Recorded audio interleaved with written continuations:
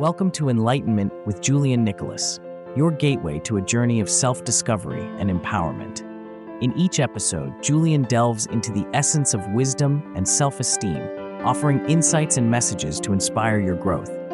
Now, here's your host, Julian Nicholas, to guide you on this transformative journey towards living your best life.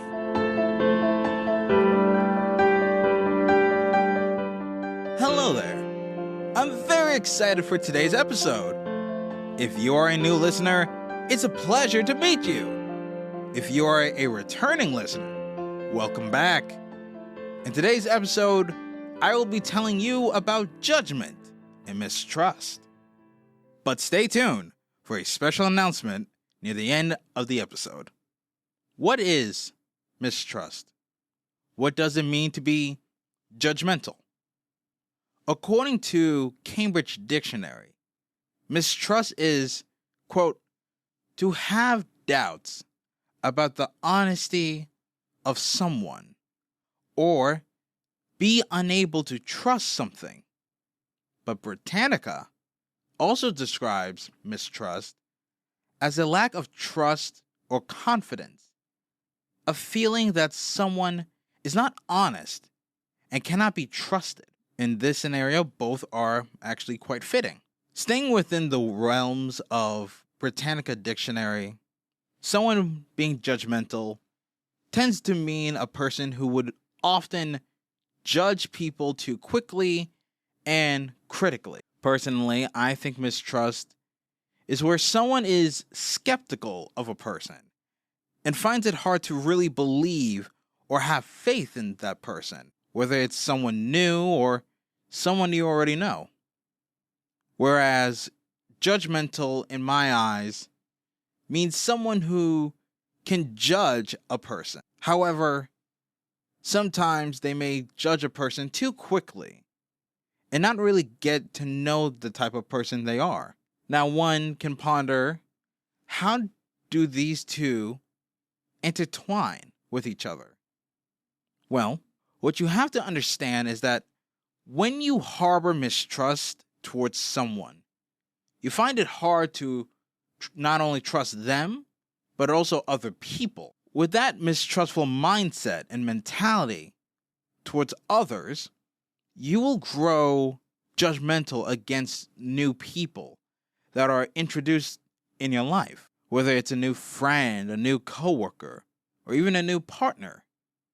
You begin to be wary of those around you because you feel as if you cannot trust them. To get to that point, it can revolve around and be based on the idea of trust. You see, when you put trust into someone, one of the standards tend to be the fact that they would never do you wrong.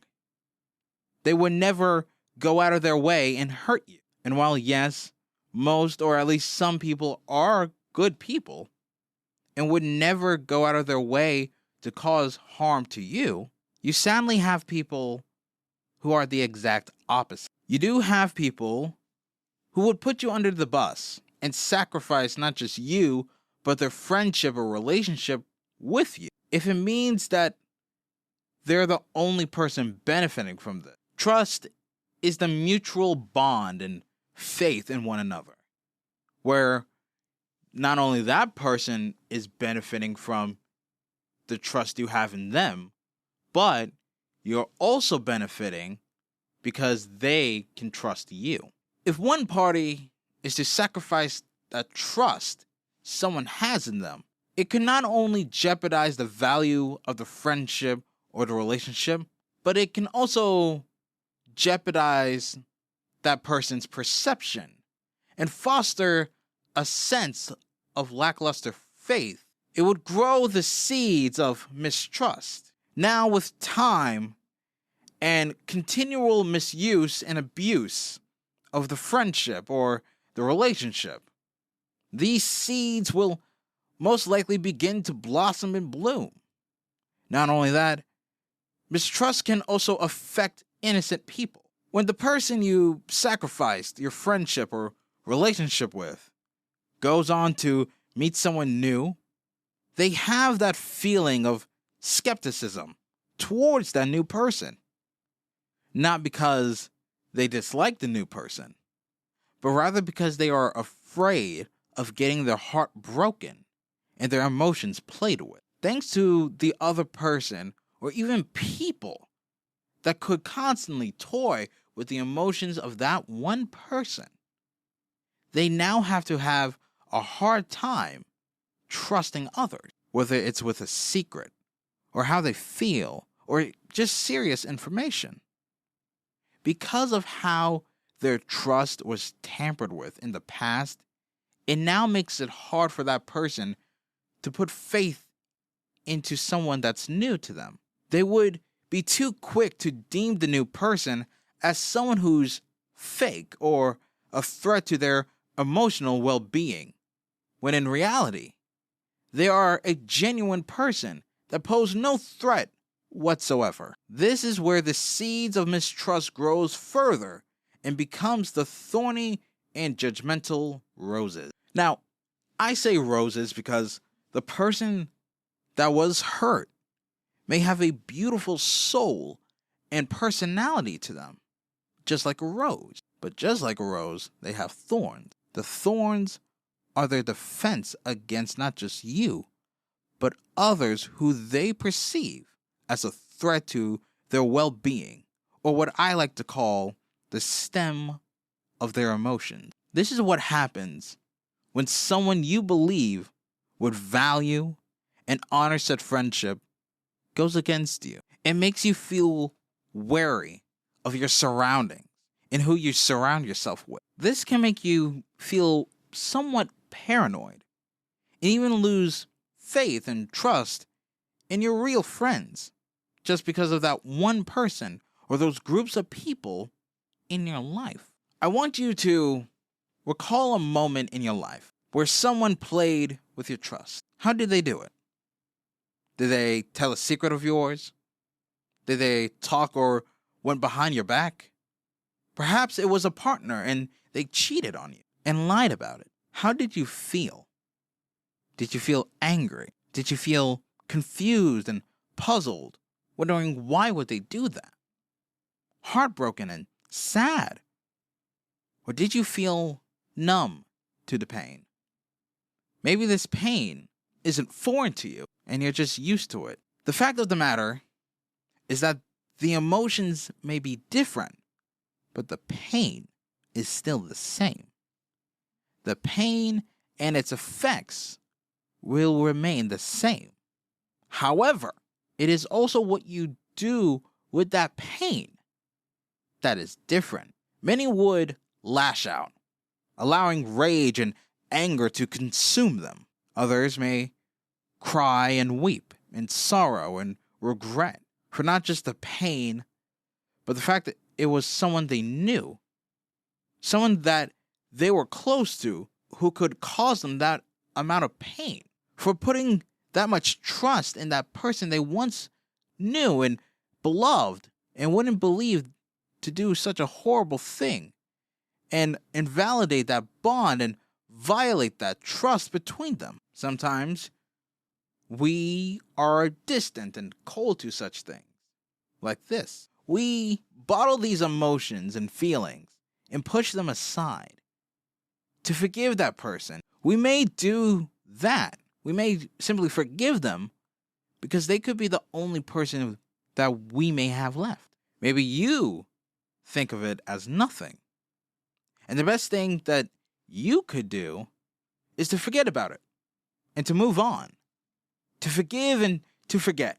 Well, yes, we may feel like these are the best options. And while it is valid to feel the emotions that are coming out from this situation, we also must be aware and acknowledge that these emotions aren't the healthiest way to deal with mistrust. Now, I like to explore and touch on why we tend to promote mistrust and have people's emotions be hurt.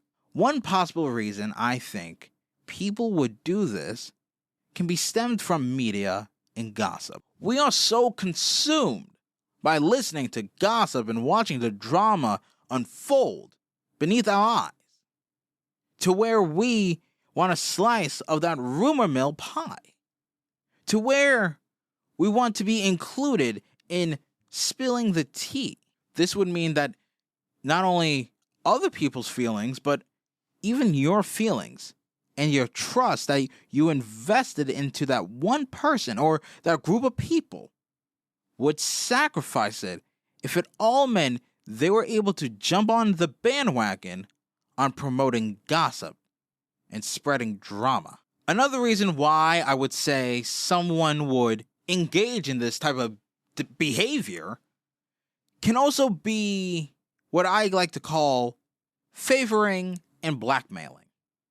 You see, when I say favoring in this context, I mean it where people who you are close to are given favors or opportunities, something in return for them to reveal a secret or information about you. Whereas blackmailing is where you get close enough to a person to where they divulge and tell you hidden information and secrets about themselves. And because of the fact that they gave you that information, now you have something that you can use against them. Now you have something that you can use to harm not just them, but also their well-being. My final reason why is that they didn't care about you to begin with. People who claim the idea where you can trust them with anything and they wouldn't tell nobody, not a single soul, they only say that to lure you into the prospect of trusting. It is important to remember that the actions they do speak louder than the words they say, because anyone could say that. They could say that you can trust them, that you can put faith in them, to hide your secret and to not say a word to anybody. But it's whether that is true or not. That right there is the deciding factor of it all. However, my only exemption to this reasoning, to this rule, perhaps, is when you are endangering yourself or endangering others. Where if your friend feel any sense of harm, especially physical harm, would appear and take place against other people or even yourself, they should notify an ideally trusted individual who can probably handle the situation, whether it's a teacher or a law enforcement or a counselor, to save not just your life, but the lives of others. This is because they are not doing it out of the need to spread and encourage gossip, but rather to ensure the safety of others and yourself. However, no matter what the reasons may be, it causes people to grow a sense of mistrust against not just you, but everyone they know, or even the new people that surrounds them. It creates this sense of paranoia in their mind that everyone around them, everyone they know, is against them, that they're preying on them. This can be damaging to not just their mental and emotional health, but their existing friendships or possible new friendships with others, since now they perceived anyone and everyone as a threat, even when someone that they never met before in their entire lives. Their minds are just filled with the fogs of suspicion. They are so entrenched with this idea, this type of mentality where it's trust no one and everyone's the same, that even when they are given someone who is genuine with not just their words, but their actions, who actually mean what they say and are actually good-hearted people, they cannot even trust them. The pain from the past experiences one had revolving around trust can make you wrongfully judge someone new. With this issue, it makes it really hard for any new friend or relationship to really flourish and develop, because you have all this mistrust and wrongful judgment towards this new person. You are not allowing the bond to breathe and develop and grow naturally. In fact, I have a story for you all. However, I do apologize, as this seems more vague than the usual stories I give. You see, when I was younger, I thought I could trust everyone. I thought I could have faith in everyone in what I have to say, especially when it came down to a secret, my feelings, my thoughts. However, I began to realize that this wasn't the best idea, let alone the case. To share all my details to people that I wish I knew would throw me under the bus. People that I once thought were my friends. Not like friends where you see in the halls, but genuine friends. Friends I thought I could trust, that I could believe in, to have faith in. However, some of those people in my life wanted to hurt me. After that, I became more wary of people. I didn't trust people as much. No matter how nice these people were to me, I was practically paranoid of everyone. However, with some time, I began to realize that not everyone wanted to hurt me. Not everyone out there was against me. I was just so quick to judge people and be wary of them, especially new people. But in reality, I should have given new people a clean slate, a fair opportunity to show me who they really are, rather than jumping to conclusions and making assumptions about the person. I should have taken the time to really get to know them, rather than be cautious of them. Now, that doesn't mean I wasn't aware, because the thing I have to understand is that you don't always have to be on high alert and be cautious of everyone that's around you. You have to allow the friendship or relationship to flourish. That doesn't mean you should be oblivious, but it should mean that you should have some reasonable, keyword, reasonable amount of suspicion, but also allow yourself to understand and to get to know the person more, rather than be quick to judge and to deem them as an emotional threat. Let's go over some of these things. For starters, you may ask, how can I tell if a person is being genuine with me or not? Or perhaps, in a modern sense, how can I spot the red flags? Now, I will admit, it is not the easiest task to do. After all, people can be smart and can know how to mask their intentions properly. However, I do have solutions to this, so do not worry, do not fret. I decided to combine some of these sources from not just me, but also sites such as psychologytoday.com and also similar reputable sources such as wellandgood.com and verywellmind.com to give it more credibility. When it comes to reading the signs, try catching them when they tell a story. Sometimes when people tell a story, they're either telling the whole story or they change it. And you may ask, why are they changing the story, Julian? Well, it's to fit the circumstances of a situation. If they are constantly changing their story, or if it doesn't match up, then that is one sign to look for. Because if someone is telling the same story, wouldn't that story remain consistent? Another red flag is that they don't admit when they are wrong. In a friendship or a relationship, If someone is willing to admit their mistakes and own up about it, that speaks volumes. It shows that they're willing to be accountable for their action. And not only that, it really helps foster trust. However, if someone may make a mistake that they caused, intentionally or not, and would use every rhyme and reason to cover their mistakes, they would either blame it on something else or dodge their responsibility and accountability for their mistakes.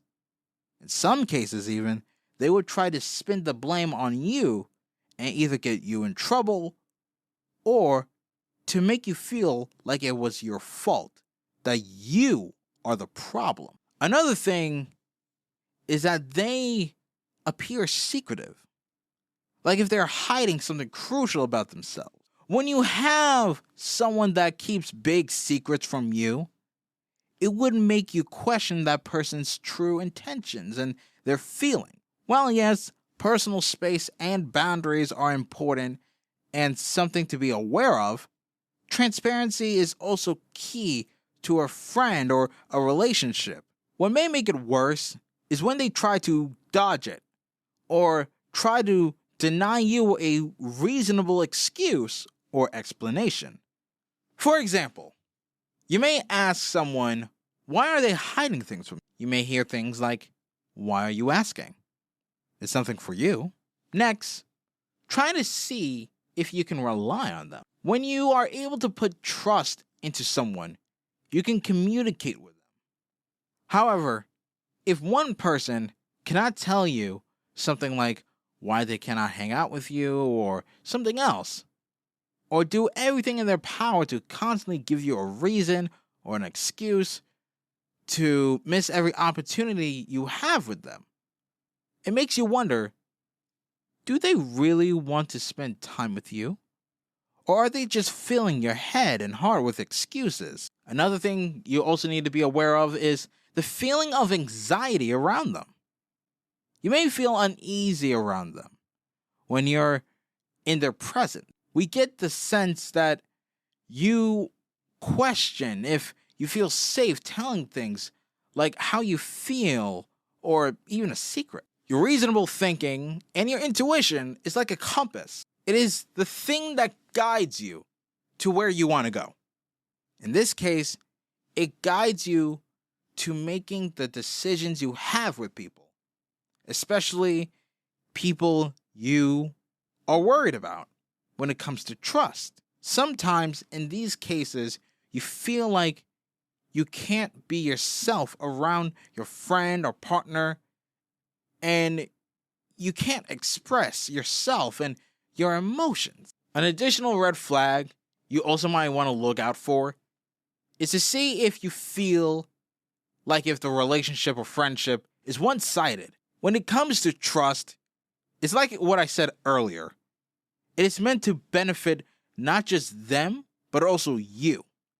If you feel like this is far from the case and only suiting that one person, rather than both you and said person, for example, do they check in on you?